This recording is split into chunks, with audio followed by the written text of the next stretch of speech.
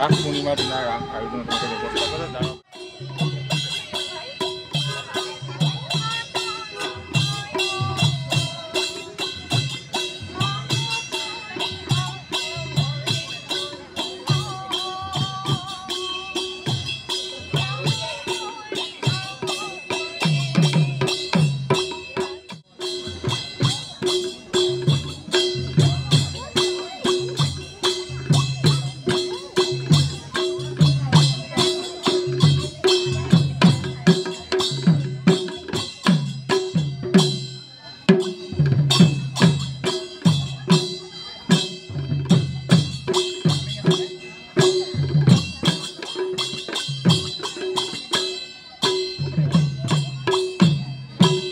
হাজাৰকীয়া নামঘৰত বাকৰি তেনেকৈ কৰিব ওলাইছোঁ ৰাসখন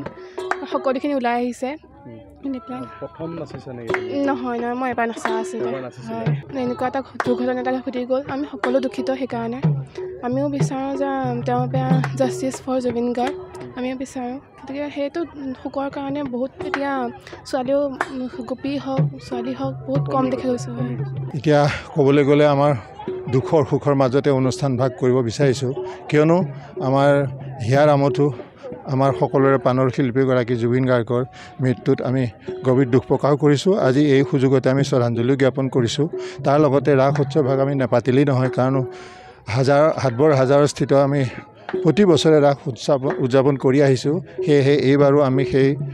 তাৰ কোনো ব্যতিক্ৰম হোৱা নাই গতিকে ৰাস উৎসৱ ভাগ আমি পাতিব বিচাৰিছোঁ এই ৰাস উৎসৱ ভাগ আমাৰ হাটবৰ হাজাৰৰ ব্যৱস্থাপনতে হ'ব অহা 5 নৱেম্বৰ তাৰিখে অনুষ্ঠিত হ'ব পূৰ্ণিমাৰ দিনাই ৰাস উৎসৱ ভাগ অনুষ্ঠিত হ'ব আৰু সকলো যুৱতীৰ আমাৰ বিশেষকৈ মহিলাৰ ৰাস হ'ব যিহেতুকে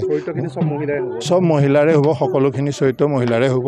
শংখচূড়ৰ পৰা আদি কৰি শ্ৰীকৃষ্ণ ৰাধা সকলোখিনি মহিলাৰে হ'ব কিয়নো আমি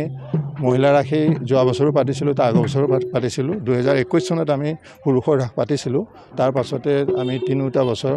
তেতিয়াৰ পৰা ধৰি অতীজৰ পৰাই চলি আহিছে হাটবৰ হাজাৰত ৰাস উৎসৱ অনুষ্ঠিত কৰাই হয় গতিকে সেইভাৱে আমি তাৰ কোনো ব্যতিক্ৰম হোৱা নাই ৰাস উৎসৱ আমি পাতি আহিছোঁ আৰু এইবাৰো আমি তেনেধৰণে প্ৰস্তুতি চলাইছোঁ অহা 5 নৱেম্বৰ তাৰিখে আমাৰ ৰাস উৎসৱ অনুষ্ঠিত